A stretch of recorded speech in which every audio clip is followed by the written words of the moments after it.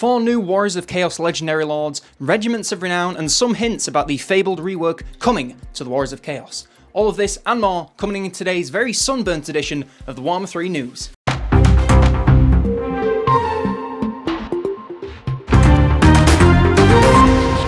Good afternoon, I'm COLONELDAMNEDERS and welcome back to the Warhammer 3 News. Our top story today is of course the confirmation that the next DLC of the Total War Warhammer series will be the Champions of Chaos, as theorised and basically confirmed by that CA leak last week. Great job, guys. This DLC is bringing 4 new Legendary Lords to play in the Immortal Empires and the Realms of Chaos, where they will not interact with the Urson storyline whatsoever, praise Sigmar. These Lords will of course be dedicated to each of the branches of Chaos and will come with their own sets of campaign mechanics and available units. On the battlefield, this DLC is adding 8 new marked Lord and Hero characters and 36 marked versions of Mortal Chaos units. Now these are likely technically new units, but actually just existing versions with a Chaos twist on them for each of the 4 flavours, like Magical Resistance for Khorne or Poison for Nurgle, for example. We get a little peek at what is likely one of these Lords and Heroes in the trailer featuring the Lord we're getting a little more info on today, Azazel, the leader of the Ecstatic Legions. Let's take a quick look at that trailer in all its pre-rendered cinematic goodness.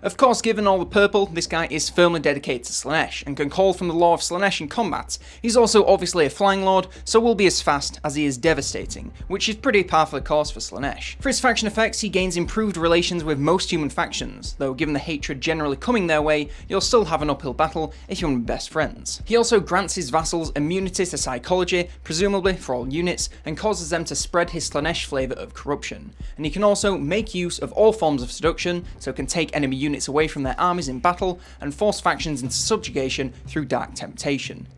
In battle, he carries the domineering aura effect and reduces the cost of seducing units from human factions and increases his budget by 25%, meaning your enemy will be lucky to have any units left at all once you get into the fight. Their campaign focus is on reaching the ancient city Azazel, which is the site of many a battle between Warriors of Chaos to establish who's the greatest. Doing this is easier said than done, and you will need to go through your own sets of trials and tribulations over the course of your campaign. The campaign mechanics for these DLC Lords and all the Warriors of Chaos start with the Chaos Gifts. As you win battles, you accumulate souls, which can then be exchanged for buffs and bonuses as well as units. You can choose to dedicate each of the 4 Chaos Gods or remain undivided to keep access to everything.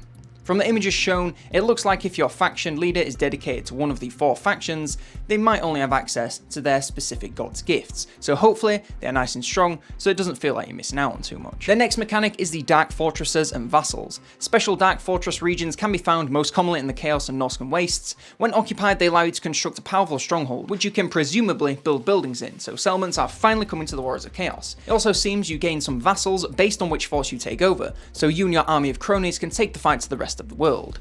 Warbands are next, and they allow the Warriors of Chaos to instantly recruit forces either from the local province or Chaos Gifts, rather than having to stand still and wait for recruitment. Mortal units in your armies can ascend the ranks of Chaos, going all the way from Marauders to Chosen or Chaos Knights. You can also dedicate them to a specific Chaos God by granting them the Chosen God's Mark of Chaos. For regular units it's unclear, but ascending the ranks sounds a lot like leveling their XP until they evolve like a chaotic Pokemon of sorts. We'll have to wait and see for the specifics, but it's all sounding like a huge improvement so far. Our final mechanic is the Paths to Glory. This looks similar to the big names from the Ogres, where you complete a series of actions to unlock certain effects and abilities. You can also choose to spend souls to impart a Mark of Chaos, which changes the Lord or hero to that branch of Chaos and can grant them new abilities or laws of magic, alongside the other usual changes of such a transformation, in the form of damage and defense types and amounts. The final bit of news we have today is a list of all the new units, and as I said, there are a lot, but most of them are reskins of existing units, likely with a few minor changes depending on the god. For example, for Marauders, you have 4 versions of the base unit, and then each branch of Chaos focuses on one specific area, like dual weapons for Khorne, great weapons for Nurgle, Hell Scourges for Slaanesh, and spears for Tzeentch. As for actually new units, we have the 4 Chaos War Shrines, which we get not really much more info on, but if I had to guess, I'd say something called a War Shrine has got to impart some buffs and debuffs onto the battlefield surrounding them. The 4 Regiments of Renown are of course new as well, but are again reskins of existing units, so are pretty mid, aside from Bilious Thunderguff, which is a Nurgle giant who farts on enemies.